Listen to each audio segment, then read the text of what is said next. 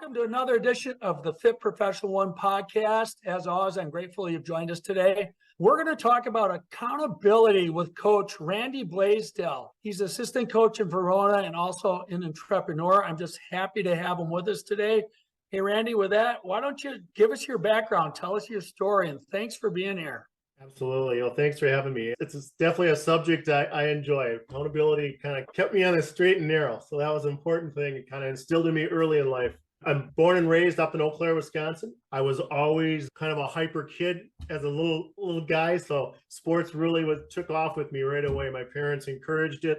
I guess they didn't discourage it. They knew that was a lot of energy that pent up. I'm a twin. And so I always had that guy, that playmate with me that could always challenge me and keep me going. Again, my parents were really inspirational as far as letting me go, letting us kids just really enjoy the sports world and encourage that a lot. I think a lot of it because they didn't have the opportunity or didn't take the opportunity to do that. As I said before, I didn't know it at the time, but I'm ADHD.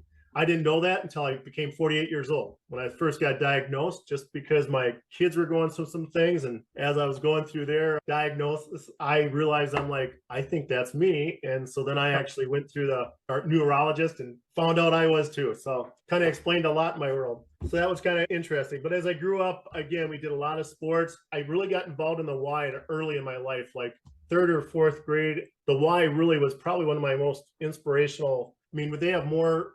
I built the foundation of me, of who I am, probably through the Y, and particularly a gentleman named 𝒂𝒖𝒍, he was my hero kind of growing up. And I get emotional thinking about it.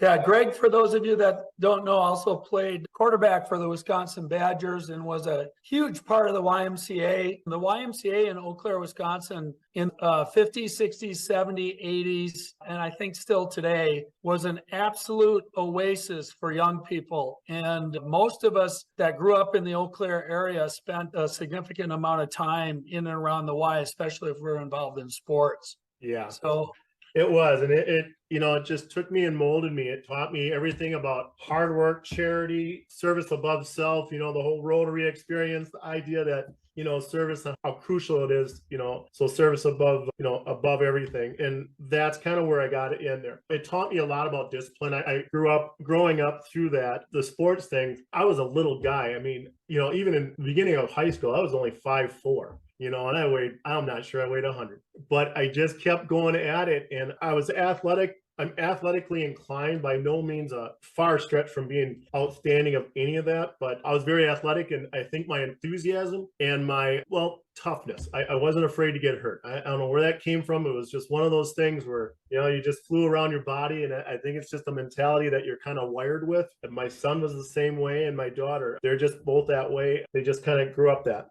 Going back anyway, so as I grew up, I had some really fantastic, I can't think of one bad coach I ever had. I learned from all of them one way or the other, whether that's not what I should be doing or that's the way I should be looking at it. But I think the one inspirational, probably the most valuable coach I ever had was my JV coach in basketball, Coach Bowman. He really, he would sit and talk to me about just certain side things about why am I doing that or why I'm behaving this way, and really kind of hone me in and just kind of harnessing my energy and putting it towards the right things. He was really good about that because, with my hyperness and my active attitude, there was times it got me in trouble, and he really harnessed that and brought it back in line and where I can really use that energy for the goodness of things. And he was great about that. So that's one guy I really want to put a shout out. I think him and Greg were probably the two most inspirational people in my life outside of my mother, particularly my mother. They just kind of grew me and molded me to where I was and gave me that discipline I needed. I had some other people that were outside of the sports world that I also think as I'm growing up that I used. There's a gentleman named Paul Beerson, and he was a neighbor of mine, but he owned his own business. And he would have me come, and myself and a good friend of mine named Brian, he would come along and he would have us do work for him. And it was hard physical labor, but he made it worth our while. He was enthusiastic about it that you didn't even realize you were working your butt off. And he came in there and he taught me little things like, you're a walking billboard. Wherever you go, you're a walking billboard. And it just kind of resonated all my life. I mean, I remember hearing that when I was in 8th grade. I can remember particularly sitting in a car with him in a truck, an insulation company.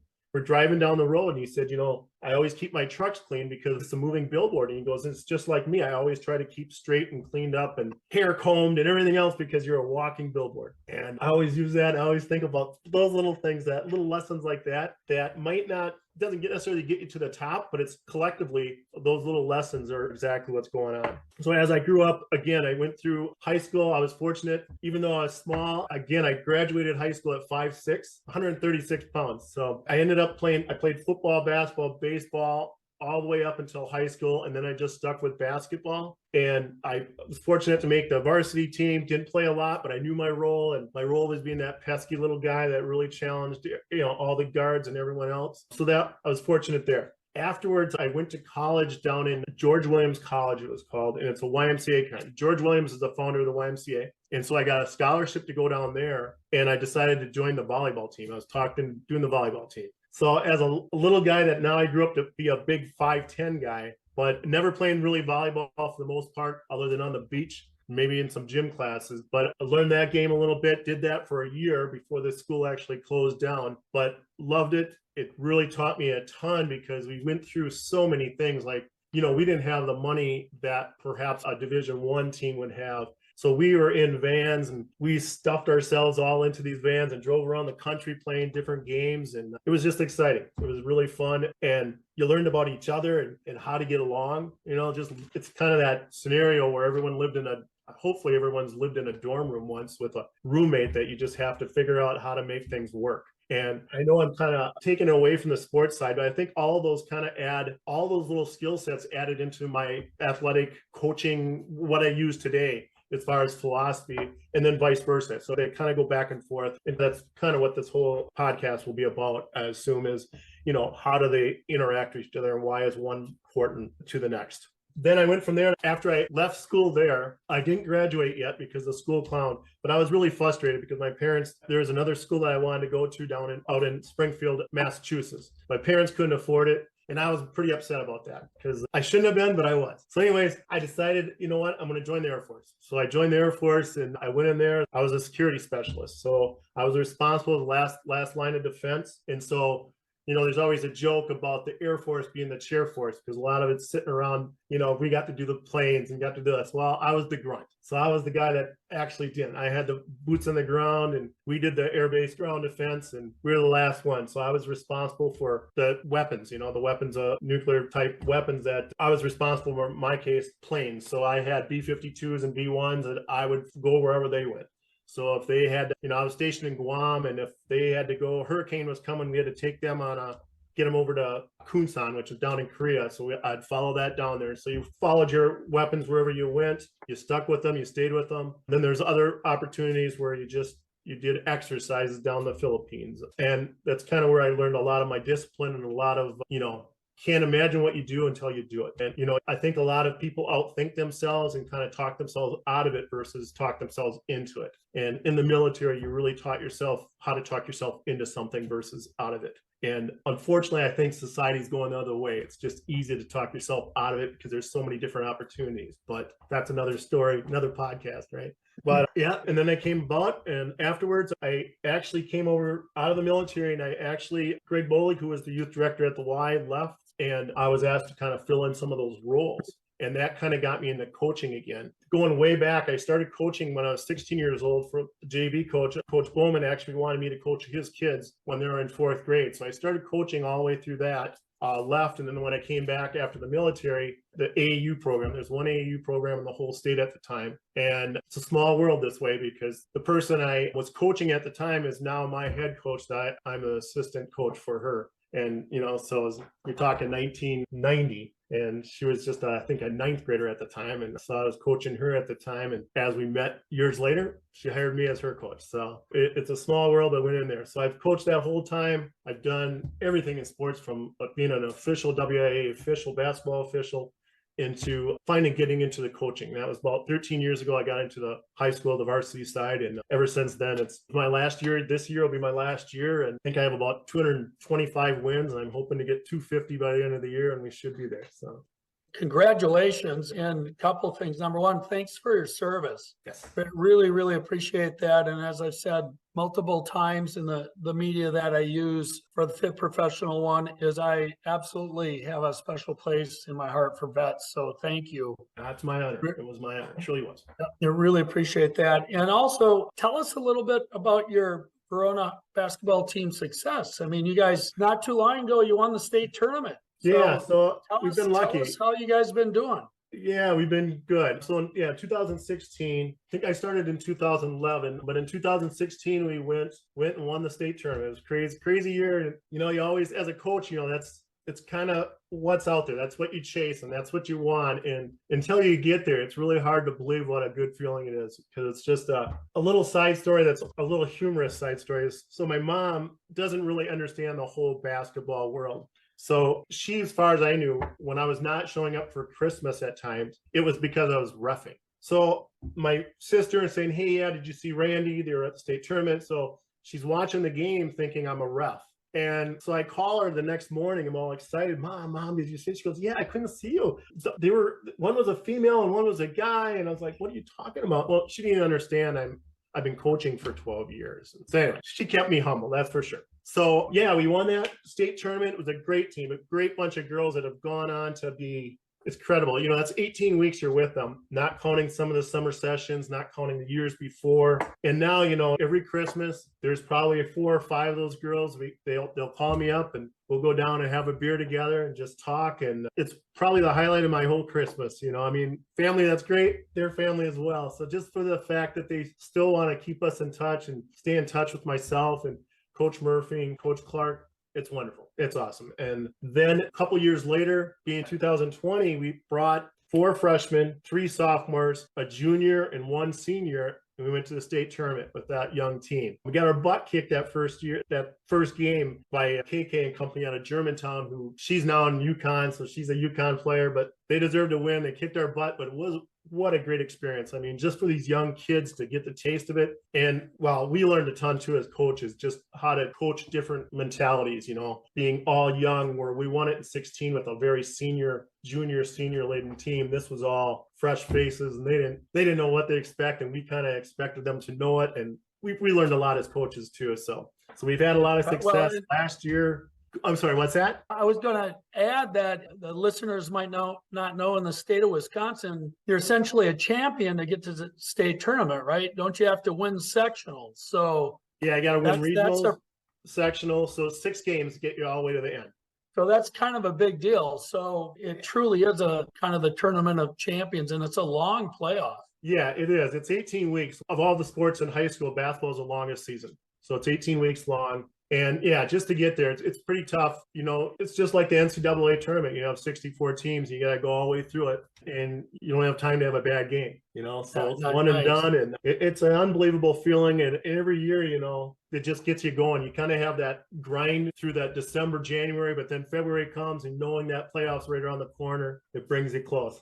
Yeah, March Madness in Wisconsin's alive and well. That's for sure. And this year we should have a pretty good chance of getting there again. So hopefully we'll be there. Yeah, good luck with your wins total as a coach. That's a neat goal. And this is a great time to pivot to why we actually got together. I've been acquainted with Randy for a long time. We have a lot of mutual friends. And Randy posted a post on Facebook, and I private messaged him and just said, hey, you want to come on my podcast and talk about accountability? So I'm not going to read the whole thing. I'm just going to read the start of it. And then you can jump in and kind of talk about it. So I'll just read it. It is, the first name of this woman is Mandy, and I truncated the last name, but I'll just read the beginning here because it sets it up our discussion really nicely, I think. So this is the post. I'll never forget it. I was a high school freshman and we were in the middle of a heated basketball game with one of our rivals. I was on the floor when I heard my coach yelling for me, Mandy, Mandy. I heard him, but I was blatantly ignoring him. On the third Mandy, I turned away from the court to the bench and yelled, what? With my hands in the air to signal that I was annoyed. This coach was not one to mess with. He knew basketball like the back of his hand, and he did not deal with disrespect. His face immediately got beet red. His eyes were bulging out of his sockets. I heard the buzzer blaring for a sub, and I knew I was coming out of the game. I went to sit in an open seat at the top of the bench. And he said, no, you go take the seat at the end of the bench and get comfortable. So I'll stop there, and you can kind of imagine what happens. But it struck me that one of the major, which you were trying to make sharing the post, one of the major lessons that young people learn in the whole advent of sport is accountability. So if you'd start out, Randy, just tell us, what compelled you to share that, and then we can get into this discussion. Yeah, actually, it was a conversation with my daughter at the time, actually, and we were just talking about her getting into this a new particular position that she is. She's an interior designer, actually, for the U.S. House of Representatives. So she just got that job, and it was being accountable for that position and kind of what she was wanting. And she was kind of trying to go off beat, kind of not rogue, but trying to do her own thing when, you can't. You're accountable to these people, and you have to do it their way. And so that's kind of where it all started from. But then it also resonates to what I do with my players and what we do. Particularly we have 10 standards, and I'll certainly share them with you, but we have 10 standards that we have, and accountability is obviously, the number one thing. And then being accountable for a whole list of different ways of being accountable to your team and to each other and to yourself. Anyways, so that's kind of where it came from. And I thought, oh, this is perfect because it hits kind of everyone I know, and everyone needs to hear it no matter what. Yeah, and right off the bat, it makes the point that this is transferable to the rest of your life. It's a life skill. It really is. Very much so. It changes. There is. And we emphasize that every time, every practice we go to, we'll always, we have our standards. We have a list. It's right on our locker room door. It's on their lockers, small in their locker itself. And then as well as we bring it out to the gym. It's on a mat that we keep at the table. And so it's always there. So it's in front of them. They're responsible. They're accountable for everything. We have a book that they have that has everything that we want them to be reminded of, whether it's plays, whether it's thoughts, whether it's everything. And we give them sheets, not daily, but darn close daily, that they have to put in that binder, and they bring it to them, and they can't leave without it. So it has to follow them. It's just like a textbook. And so this isn't, one of my questions is, how do you teach accountability on your basketball team? And you're jumping right in, and that's awesome. So a big point I want to extract from what you just said for the listener is, you don't expect them to be mind readers on this. No, we don't. Yeah, that's a great point. We don't expect them to be mind readers. So we're helping them along. We're showing them exactly what it is. They know because we're showing them. And if there's questions, hopefully we're approachable enough that they're going to come to us and ask those questions or to clarify it. And we set the tone right off the bat when we have our parents meeting. So our parents know, all the parents meeting with the players are there. And so we go through that, and we show them everything that's they're expected to be accountable. We go through our 10 standards, and each of those standards within them, we talk in depth within them. And a lot of them have heard it, 4-year starters have heard it 4 years in a row, but that's how important it is to them, to us, that they know these standards, and they have to be accountable to them. And part of that accountability is all of it. Every one of them is transferable into everything from, it doesn't matter if you're in the military, it doesn't matter if you're at Flint, if you're at my own business myself, right? Just what I'm doing. I have to hold myself accountable and my company accountable to everything, just like you do. You owe it to your people, the subordinates, to the supervisors. And if you're not accountable, then you're just all over the place, bouncing all over the place. And you got to have accountability. You got to have standards that are out there. Yeah. So let's get on the court then. Can you tell us how, through the game of basketball with these young student athletes, how do you further enhance the lesson of accountability? How do you teach it?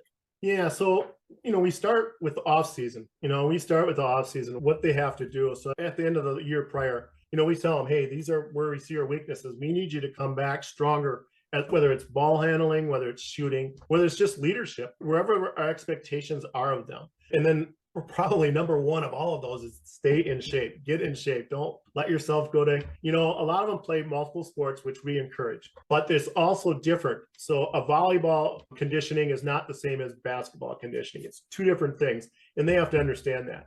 And we don't expect them to, live basketball 24/7, because not all of them love basketball like we do. They just don't. And they're playing, especially we've learned in the girls' game, the guys' game, two different things. The girls really play a lot of sports because their friends are playing, and that camaraderie, which is perfectly fine, and that's awesome. But they still owe it to all their other teammates to come in shape. come in, and they got to be accountable for that. They got to be accountable for those skill sets, because we need to see growth as they come into us. And that's where we all started as we give them a list and we say, hey, here you go, guys. How are we going to do this? And if they don't know how, we help them. We give them direction. Hey, here's a trainer that's really good. You can help him. If you can't afford it, can't go to the gym, how can we make it happen? How can we fundraise? Can we do whatever? And hold them accountable for them telling us, what is it going to take for you to come up, for this action, for you to become better? What is it going to take? You tell me and we'll help you. We're going to be there for you. And if you don't know, that's fine. Just tell us, I don't know what it takes. And then we can start talking about that and kind of bringing them along so that they can start coming up with their own ideas of what it's going to take. So in summary, because as we said at the beginning, we want to try to pull these out for professionals because most of us are out of high school, right? We're Yes, trying to have our best life. And so what's interesting here is, so you're after baseline fitness when your student athletes show up. So you don't have to do baseline fitness, and you can immediately get to other things like skills and disciplines and plays. And on D1 sports, they call it an install, right? A new offense, a new full court press, whatever. Because if you have the fitness down, you can get right to that. And that's something I've noticed in sports. And you can practice harder. You can practice at full speed, probably a few more reps or a little bit longer time. And what's interesting, I love that about sports. And I want to pull that out just for a second for the professional, because I know General Legwald, Scott Legwald, graduated my class. He and Brian Yolitz were on talking about their military careers and what leadership was to them. And I loved what Scott said. He said, you have to bring character and honor and respect and dignity to the role, not only your best effort. And that's kind of so important that the kids, I don't think at the time realize what's going on. And they probably practice to them as hard, right? But you coaches all know you, instead of coming in here, they came in at some higher level, ready to really rock and roll and make a difference. I think our careers are like that too. And absolutely. And so for the listener to think, what is my basic level of fitness, to use the metaphor, that I need to keep in shape with and bring to my career, is an excellent takeaway, I think. Yeah, And, I think that foundation is go so ahead, key. please. That foundation, like you said, that fitness level, that's the foundation. You got to come in there. You got to be ready, okay? Because you're not gonna be able to get all these installs in, if you will. You're not going to get. You may not even know that they're there, because it's going to change. Everything's so fluid on the basketball court, or even in business. Just the economy, COVID hits, all this has to be. But if you're up here already, your foundation is solid. So when COVID hit, okay, how are you going to react? Now, we don't have to worry about this part. You know how to do business. Business. How are we going to react? And, in my world as an IT guy, we reacted completely. I lost 71 people up in Mayo Clinic, when it shut down. They kicked out 71 of my computer guys. So now I'm like, geez, now what? How can I pivot? And how can I be more fluid and where I can be? But I had, my level of business was already there. So they already knew I can do it. Everyone knew I had this, capability. Now, how am I going to do it? And that was that fitness level. So then now I start entering these other skill sets that I had to learn. But I didn't have to worry about how to run a business. And so that was key. Excellent. Now, as a coach, maybe you can do it through a case or some of your experiences. I'm really interested in the coach's role in assuring accountability. Maybe the kid comes into the machine not really knowing what that is, and when they leave, they totally know what it is. And so can you tell us about the coach's role in the middle there? Yeah. So, and this is really easy. We'll go to that 2020 team that was 4 freshmen, 3, whatever. When they came in, they just had bright eye. Their enthusiasm was incredible, but I don't think they understood what it took to be in shape, to be in true basketball shape. These guys they're gifted player. One's going to be going to Iowa, 2 going to St. Cloud. This was a very talented team. And I don't think they understood what it really means to be ready. At a varsity level versus, 8th grader, right? So here these girls are 14 and 15-year-olds. There's only 2 people on the team that can drive, so which is crazy to think. But anyway, so they're all coming in.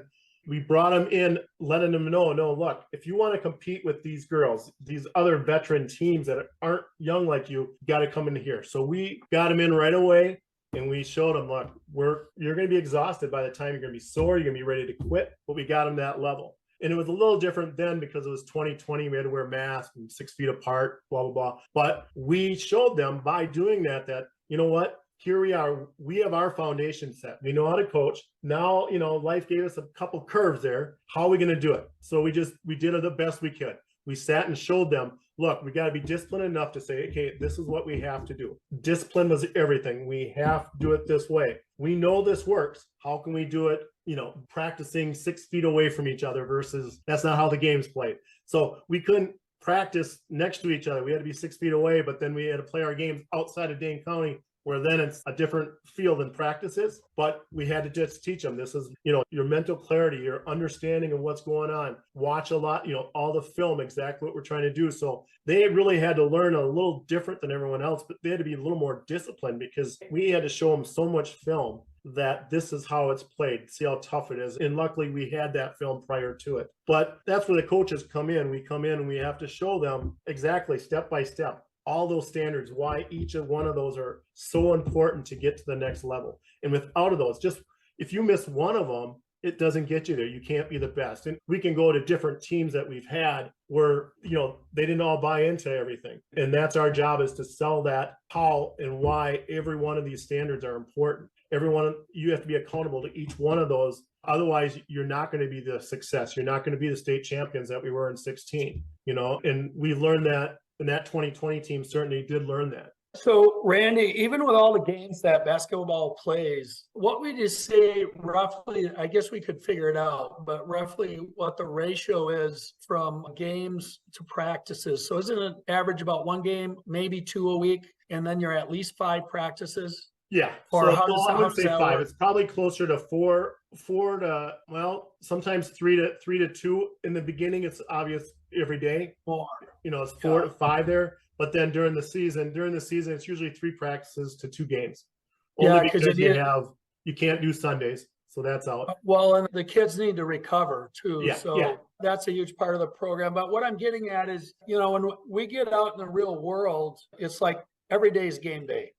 So what I'm after here actually is the role of practice, deliberate practice in making the games count and more efficient and maybe win. So can you comment on how important practice is?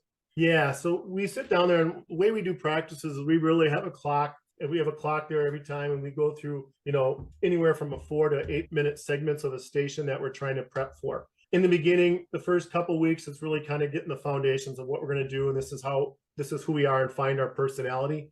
And then throughout the week, because you have 2 games, you really only have, you have probably 1 day that's a practice day that you can practice what you want to practice. And the next 2 days is the prep work for the game that you're about to play. And that's where it really comes in, is teaching these kids, we have film. So we have a thing called Huddle that we use, and we send to each of them. And this is where you're going to, you want to show a certain offense that they're going to run, or a certain defense, maybe a sequence that's going to happen.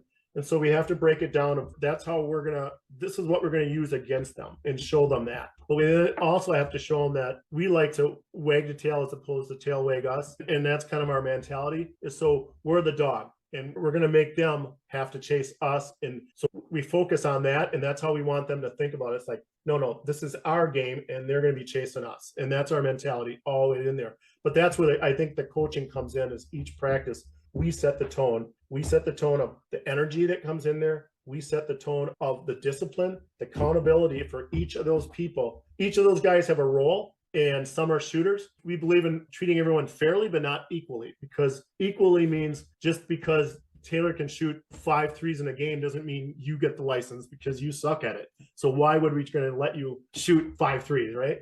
That's a great example, because that's the way it is when we get out in the real world. Absolutely. I mean, we have our role, and we're not expected to do the other role. Sorry.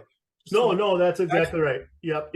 So fair and equal are 2 different words and 2 different terms, and that's the way it is. And I think the biggest difference of the good teams is people buy into that. And it even starts with their parents, because a lot of the parents are talking in their ear, And so once we get everyone on board, including the parents, we have to get them instilled, and each of them understand their role and relish the fact that, look, we have a girl that is leaving the team this year just because she's focused on soccer, really good soccer player, and rightly so. But she was our best practice player. She loved getting after it, and she was so quick, and just everything that annoyed the heck out of a defender that just annoy the heck out of you.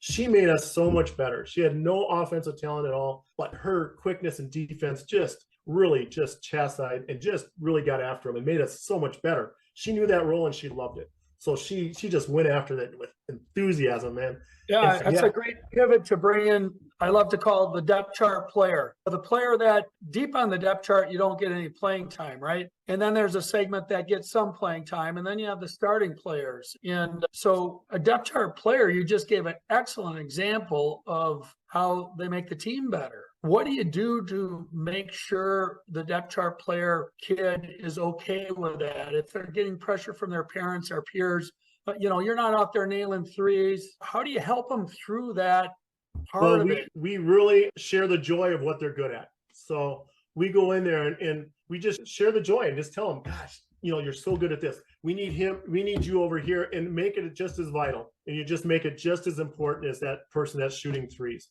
So, your job is to stop her from shooting threes. They're going to face guard. We got a girl this year that's going to get face guarded all day long. And we have a girl we'll make sure she understands how vital that role is to shut that girl down every practice and get after it and just share the joy of what they're good at. And that's all they want. Everyone wants a pat on the back. I don't care who you are. That's a big deal. And you share that joy, share how much important, what a role that is, and how that's going to take us to the next level, how that's going to take us to the state champions. And then tell me about the other players then. Clearly, when you're sharing this joy and acknowledging their good performance, tell me about the transition you see in the other kids, the kids that maybe get the majority of the playing time.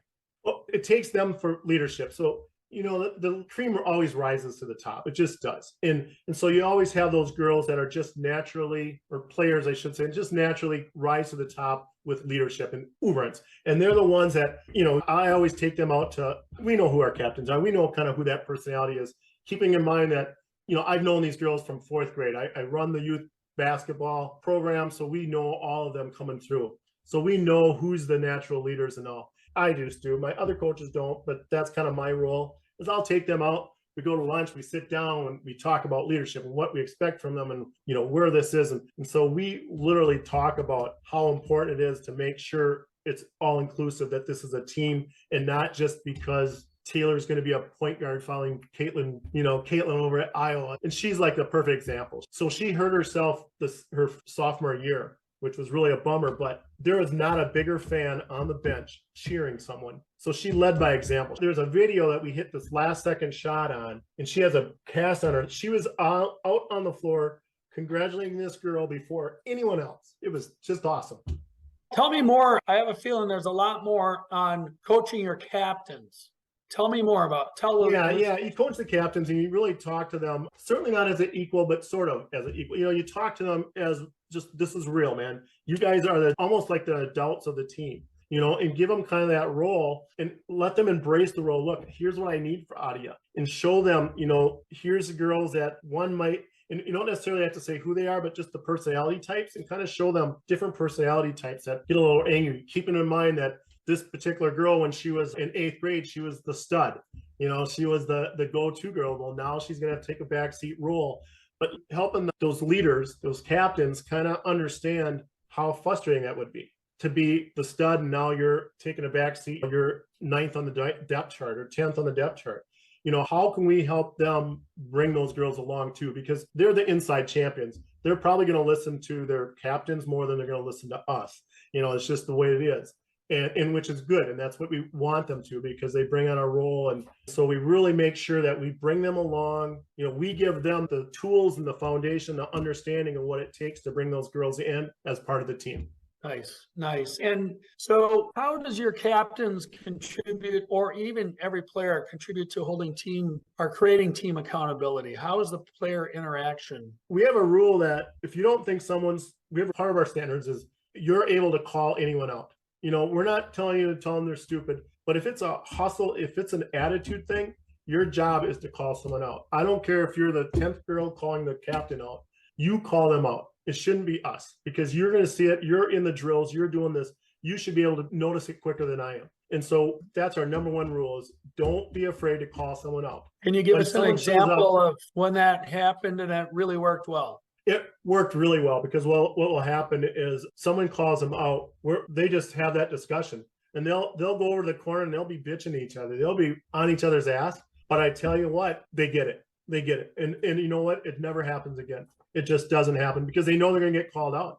And it takes some strong women to do that. But that's what we're empowering them to do, is be that strong woman, that strong player, that person that can get out there and do it. They owe it to each other. If you're not there on time, it's military time. So if you're on time, you're 10 minutes late, right? So you got to be there 10 minutes before practice, and you're up shooting shots. Hopefully you're out there. I don't care what you're doing, but you got to be your shoes laced and ready to go. If you're not, the other girls are running, not you. The other girls are going to run, and we're making them better. You're not going to get any better. These girls have the honor of getting better, and you just help them because, they're going to go and run some suicides or lines, whatever you want to call them. We have them doing our ladders. You got to sit and watch them, and that's holding them accountable. You're saying, look, you're not ready to be good. You're not ready to be accountable for this. You're not ready. These girls, we're going to get them better. You're not going to be part of that. So how's it going to work? And we've only had to do that maybe 2 or 3 times in my 12 years here, but no one likes that. No one likes that, to be part of it. Well, what's interesting about that accountability, Randy, is it's making people better. And do you think the players get that? Yeah. We emphasize, we let them know. Actually, we stole that from our football coach because he does the same thing. Coach Richardson at the time, we stole it from him, and he's kind of brought it to my attention or our attention. And there's no doubt, because we tell them, look, if you're going to be late, and when they're late, we're like, look, if you're going to be late, these girls are going to get better. So you guys get on the line. We're going to get you in shape better. So they know exactly why they're being ran, and they're going to be better than that girl. And you got you got to come back and come hard. So what's interesting about sports to me, pivoting to a little bit of different angle, is, you go to play, you're a student athlete at Verona, and you're going to play basketball. It's not too long ago, there was a state tournament. The girls, even now, in their age, that could seem like a long time ago, but they probably know of the family, right? Or their friend's big sister or whatever. So there's like this outside accountability, but sports brings this focus of the objective, a state tournament, which probably has conference champion, regional champion, sectional champion, those goals are I'm quite sure being talked about on every team in the state, right? Yeah. And what's interesting is that brings people in and really helps them be focused. Do you think that's a transferable? Well, number one, do the student athletes even notice? And do the second part of the question, do they take it with them as a professional? The second part is without a doubt, because I've talked to them constantly. That team just became special when we won 2016 just because we're together longer. So that's a little different. That was almost a whole different world, a breed of players. But the first part, it's transferred from each of the families down. I mean, we have players on our team that their parents played, and like the coach, and actually the stud that we have, our point guard, her daughter played for me as well as her mom played for me. So all of it is transferable down, and they all get enthusiastic. Oh, yes. And they'll remember we have alumni night. We come in there. We have a list of all our alumni. So we have that. We'll have them come and talk about how special it is to be at state tournaments. We make sure, like our soccer won last year, the state tournament, we make sure all our girls are there so they can see what a big deal this is and how important it is to come down and what it takes to get that soccer team to win the state tournament, what it took for them. So all of those little things, it's all transferable down. Going back to the second part of that question, it's very transferable going into the real world. They'll tell you exactly. We have one girl on our team. She's our point guard from the state championship team. She got into West Point, and one of my sayings, I guess it's me, but one of them is always move with a purpose. I don't give a crap. Just move. If you don't know what the play is, just move. Do something. Don't just stand there and go, what's going on? Move with a purpose. That's all I do. And she said that kept her through the military, because there's times, someone's yelling at your ear and you're like, hell is going on here? And she goes, I just kept moving, like just move with a purpose. Like you knew what the hell you're doing. Fake it till you make it. It happens, and it's a very transferable skill. And my mom owned a bakery growing up, ran a bakery, and she said, if you don't know what to do, just sweep. Just go sweep. If you don't have anything else to do, just sweep. And that's kind of my attitude. Just go do something. Just move. You got to move. And so that's just one little small nugget of what it takes to get the real world. But those are, again, we can go through every one of these standards of what it takes, but owning your attitude is another one that I always push is, you can come out on the court and you can be a baby about it. You can be whatever you want to be, but you own your attitude. So you can come make this a really cool practice or a really crappy practice. It's up to you. Just appearing mentally tough every time you come out there. just appear it. You might not be mentally tough. You might be scared as hell you're going to miss that free throw, but fake it. Just fake it and you'll be surprised. It's kind of like, your bad attitude, smiles are contagious. And so that same thing, but appear tough, just mentally appear tough. Your goal should be reaching for perfection. You always want to get to that perfection. You're never going to get there, but you want it. That's your goal. And that's what you want to get for in everything you do. So I don't know why you'd go out in the world and not reach that goal. I know some people are like laid back, but I don't know. I'm not wired that way. I want to be the perfect at everything you do. And I know, Paul, you're the same way. You don't want to just kind of, get on your bike and just ride. You want to be I gotta go fast. Yeah, I just want to go and get after it. Yeah. And then a big saying of mine that I've just kind of inherited recently is how you do one thing is how you do everything. And I just love that saying because, just simply as making your bed, if you just throw the covers over, well, is that how you're going to do something? No, you make it. And I do it military style. So I tuck it in, I do it all right. That's how I do it. And that's how hopefully I do everything. I try my yard. I try to make my yard perfect. I try to, whatever I'm doing, how you do one thing is how you do everything. And I think that just stirs in you in painting a wall. You just do it the best you can. Otherwise, why bother? You're just going to have to either redo it again or you're going to have to, saves you time, saves you energy. So those are a couple of my really, But what we missed so far, we'd love to hear them all. Well, okay. Well, did you cover once a them all? wildcat, you're always a wildcat. And that's kind of the standards that we have, and it's kind of each of those things, each of those standards you have, giving it everything you got, giving the attitude, walking on the court with attitude. Presentation is everything. My coach Murphy, that's her biggest thing, man. You walk off the court like you just lost your dog. Oh, geez, you don't want to do that. And she'll make sure you realize what you look like. You don't hold your head down. You don't put your hands in your shorts and act like you're tired. Nope, you stand up. I don't care how long you've been playing. You just say, hey, I need a breather. Give me this. But you do not show weakness at all. Whether you are or not, you don't show that until in closed doors and we're in a locker room. I get it. But out there, you don't want to show the enemy that. I mean, can you imagine if our military did that? Or if, you do that in work, in a negotiation, when you're in a sales meeting, you can't show your weakness. You can't show them that they have the upper hand. You got to be strong. You got to show that. So those are all transferable. And then the last one is just hustle. Just get after it, guys. Everything in life is a hustle.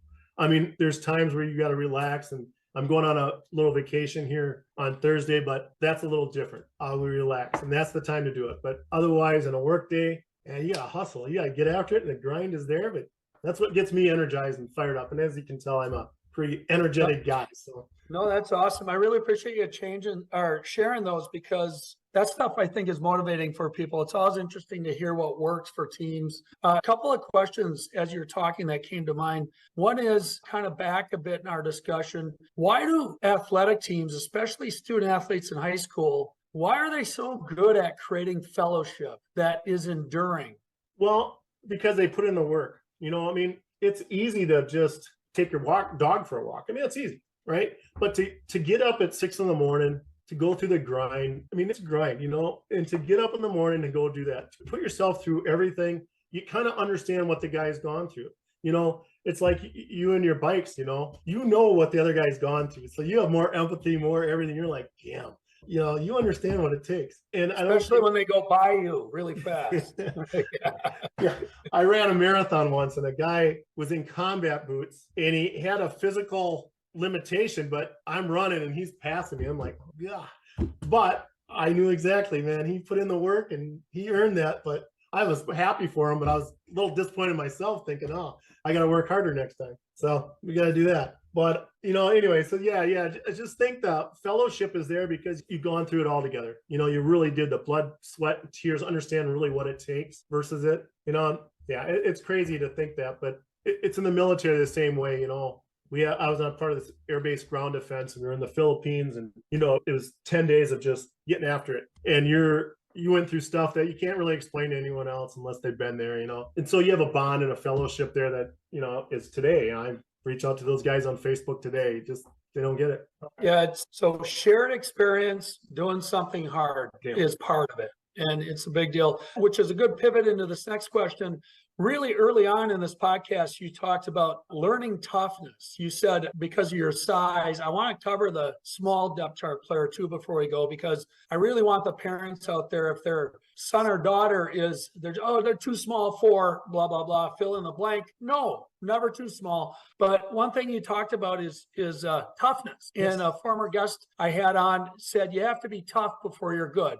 Coach Simmers from North Dakota State University. Cool. Yeah. And that makes so much sense to me. So what I'm throwing out there is the functionality of the playground. Where did you get tough, Randy? Was it because you had a twin brother or what? Yeah, a twin brother. Got beat up a lot. Well, we beat each other up. You are. Yeah. Well, Yeah. My dad was never one. If you fell down, he was never one to run over there. And, you just get up, put some dirt on it. The old saying, right? And that's how he taught me. You weren't even thinking about getting hurt. You're thinking about, damn it, did I miss the ball? Did I get after it? But I think toughness is something taught. I know Jay Billis has a great book called Toughness. And, I think toughness, everyone thinks you're getting pounded and a knife through you, but it's the mental toughness that's probably the hardest part, It's the hardest thing to do it. Mentally tough, knowing that if you want to be good at shooting, you got to get out and shoot 10,000 makes, in the summer. That's our goal. So we have a sheet that here, count your makes, man, and get 10,000. That takes a lot of work and a lot of toughness to go and do it. And even you have off days or running a marathon, they always say the race is easy. Like you, right? Your race was easy compared to the training. Just every day you got to come in there and you got to practice and you got to, get out and do your 20 miler, and just get up at 3 a.m. I remember getting up for a marathon I had. You'd get up at 3 a.m. and I'd run, doing my whole thing. And then I'm ready for that 7 o'clock meeting with my guys, So you just had to get up early, but it's all that mental toughness that makes you strong. And I think it kind of bleeds to the physical toughness because you've gone through all this stuff.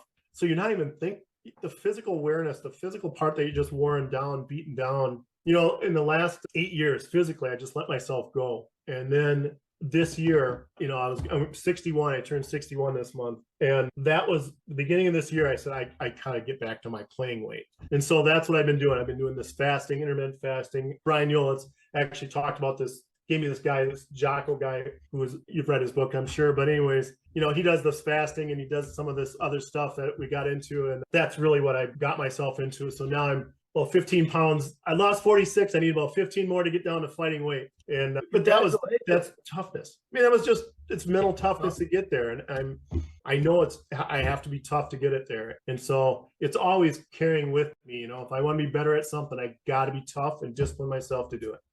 There's a lot there that you just said. And what's interesting to me is one of the aspects is toughness is a process through repetition of doing hard things, especially when you're not motivated to do them. So emotionally and mentally, we have maybe bigger obstacles than physically quite often. So the force applied to get this done has to do with those reps. 10,000 makes, good Lord. Yeah, it's a lot. Yeah, to change a habit, you got to do it. We always said to change your shooting form, you got to make 10,000 makes, and that's a ton. I know you were talking about. Go ahead. I was going to say, for the listener, what's your version of 10,000 makes? What a great little analogy to hold with you. Yeah, exactly. That's a perfect analogy. You got to have 10,000 makes. You can call it what you want, but in that case, it's 10,000. But how often do you, if you're going to run a marathon, what's it going to take to get tough to do that? How many days of running do you got to get out there? What does it take? I know you've read the book too, but that Jim, a mutual friend of ours, and it was hang on, I got this. The comfort crisis. Yeah. Yes. Crisis. And that's a perfect example of just discipline. He talks about how he went down to the ocean, had to move a rock underwater, just that's that stuff. And by those little teeny toughness moments, those little tough moments, build and become, you can do anything. And then go back to my beginning when we always said it's easy to talk yourself out of it, but it's talking yourself into it. That's where the toughness comes in. And pretty soon those little teeny moving of the rock, they just build up, and now you kind of feel invincible. Like, oh, hell yeah, I can do that. Oh yeah, I can. Yeah. And it's like a muscle too, isn't it? You lose it if you don't use it. Yeah. So tell us about your process. Congratulations on, like a 45 plate you just took off. Yeah, I know. Yeah, exactly what I use. Yeah. It's 45 plate. You just sat down, and congratulations. So tell us about that, a little bit about your personal reemergence of your toughness. It had to be, right? Yeah, yeah. And so I just kind of sat down and said, all right, I got to do this because my kids are 29 and 24, and I want them to become, hopefully they'll have grandkids. I want to be able to go hiking with them. My dad wasn't able to do that. He was sick because he smoked and did a lot of things that he wasn't able to do a lot of things with our kids. And I don't want that to happen to me. So that was kind of my motivation right there. And then I said, all right, what is it going to take me to get there? First, I got to get rid of this weight. And so by doing that, I started just slowly just getting walking and fasting and eating well. And now, I have access to the gym. So now I'm starting to lift and getting to the lifting side where the muscle will burn more calories. So that's where I kind of got into it. So fasting, and then, I do the 24 and a 48-hour fasting as well. So I try to do a 48-hour fasting each month and a 24 each once a week. And then of course I do 16/8, throughout the week, but it's all in my head. I can do it only if I want to do it. And if it's in my head, I can do it. And then it gets easier because now I've done it for, since April. So I've been doing it. And now every time I'm like, yeah, I'm just doing it. It's like, before it was like such an ominous thing in front of me. Now it's like, yeah, no, this is my 24-hour day. Okay. Have other things become easier as a result? Without a doubt. Just little things like I'm working with this company, a company that like sells water, kind of like our friend of ours. But anyways, he sells water. Anyway, so I'm kind of taking this warehouse and just hauling stuff out, but it's lifting and just kind of, you're getting dirty, you're grime, but it kind of reminds me of the military bit because I look like hell when I come out. But that's just, I think it's my toughness that gets me in there and just let's get it done, not worry about, it's just toughness. Just get it done, and get her done is I guess a saying, right? So let's get her done and just get it after it. And don't worry about all the other noise that's around it, why you shouldn't, or what's that's going to happen, all the reasons why you shouldn't do it. Just go start doing it, and you'll figure out why you should do it versus why you shouldn't. And that's hopefully what I'm still on the girls is, why can't I do that? Why can't I go be a cop? Why can't I go be one girl's now a nuclear physicist? Why can't you do that? You know what? Instead of saying, oh, I'm not smart enough. I had a girl that just now, she couldn't get into medical school, tried multiple times, but okay, so now what? What are you going to do? You're just going to quit and say no? Well, no, she became an anesthesiologist. So she got into school there. So it's like, you know what? That's right. Keep moving and say why you can't, not why you can't, but why can you? So. Excellent. Well, we've been cruising along. Time has flown, but we have some time for sure left. What haven't we covered yet that you'd like to cover with respect to student athletes, accountability, or anything we've been talking about? Yeah, going back to, there's a note here. I want to make sure I got it right. Just everything comes down to your foundation. I mean, really kind of who you are, what you're built on. And so you really got to educate yourself of what you believe in. And don't let the noise, don't let the other people tell you what you believe in, but really kind of take accountability for what you want, what's going to make you happy, and use it from there. Not everyone's wired, not everyone's type A, and that's fine. You don't need to be. But the attitude, you're responsible for that. No one else. Don't let anyone else tell you how you should be thinking, how you should do it. And I think that's what all of our girls is, we don't expect everyone to love basketball. We don't. But you're here for a reason. So some reason you went out for the team. Whether it's just because you want to hang out with them, that's fine. But now your attitude when you're here is because you want to be here. That's awesome. And that's where we got to go. And it's not to be the number one shooter. It's not to be this. You want to be just part of this team. Well, what's it going to take for you to be part of this team? And again, it's an attitude thing. Why? It's up to you. Everything is up to you. You got to be accountable. All the outside noise, we all have shit happen to us. Shit happens to every one of us. But it's how you react to it that makes you who you are and what you stand for. Everyone has crap happen to them. It's up to you how you respond to it. If I go to a hotel room and the hotel room sucks, I just go down and I tell them, hey, this is dirty room. How they react to it, I'm not going to leave them as long as they say, oh yeah, you're right, moving on. Otherwise, I'm not giving them a bad call, but it's how they react to it. And that's just everything we do. Excellent. Those are just profound. Thank you, Randy. One thing I didn't get back to, and that is the small kid. Girl, guy, doesn't matter. Do they enjoy it? Don't crush their enthusiasm. And that's a parent's problem. Do not crush it. They love it. You know what? Basketball, I was a little guy. I was 5'6", for God's sake. I came in there and I was a bench player the whole time through. But when I got out, now I'm 5'10". I played on this all-stars team where we went around the state. And we played all these different alums, and I was successful because I worked my butt off, and it meant nothing to anyone but me, but it just showed my all hard work, and I felt good about myself. And then it brought confidence into me, and it just let them go out, encourage them to go out and say, hey, what can you do? It might be 5'6", but what can you do to help? You know, everyone has a role. And as long as you're enthusiastic about it and willing to put in the work to be that person that you can be, the little guy, size doesn't matter. I got a girl that she's a Division I player. She had scholarships to Arizona and everything. She was 5'2", but she's tough as nails. I mean, she was a strong ox. She lifted weights. She knew that's what she had to be, and she's quick. She worked on that. You know, she's a stud. And it was all her attitude. Size is just nothing. That's so weak. You're so refreshing. There's a lot of coaches out there that give a lot of honor to the depth chart player, the small student athlete, or the student athlete without a lot of talent. Now, Rudy, the Rudy, and the whole deal is, I think high school sports, and we agree on this, I know, because we've talked enough, is part of its functionality is to create fine young men and women, fine young student athletes. And anybody that goes in has the opportunity with a good coaching staff to be better than when they entered. And that's where the honor is. And it is. And the thing about it is we only can control ourselves. I loved what you said is you're responsible for your attitude. You're responsible for the whole thing, right? You have to bring in that honor and integrity. You have to do that before the season fitness. What is that when we're done with school? It's the same thing. To formulate those habits, I'm such an advocate of getting numbers up in high school sports and be varsity teams so the seniors get playing time that probably are depth chart players. And please, listeners and parents, there's honor in the depth chart players. You know, we both know people with kids that play D1 sports. And what's really interesting about Division I sports, yeah, they treat them kind of tough, but always with respect and high expectation for the depth chart player. They have a role that they're supposed to really step up to. And they go through a lot of guff. You know, they truly might have a tougher road with some programs than others. It's not all roses, not at all saying that.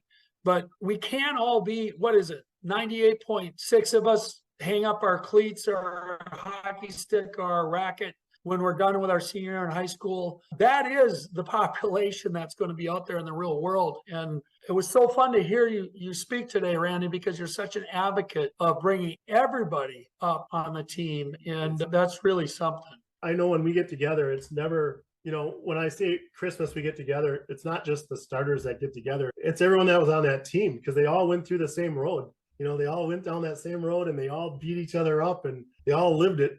And so we got the girl that sat on the end of the bench, but she was a big part of that program. She's out there having a beer with us right now, you know, sitting down there talking about the times that practice and all the BS and the stupid things I said and, you know, the stupid reaction I gave them. And I tell them the stupid reactions they gave us. So we all talk and commiserate with each other.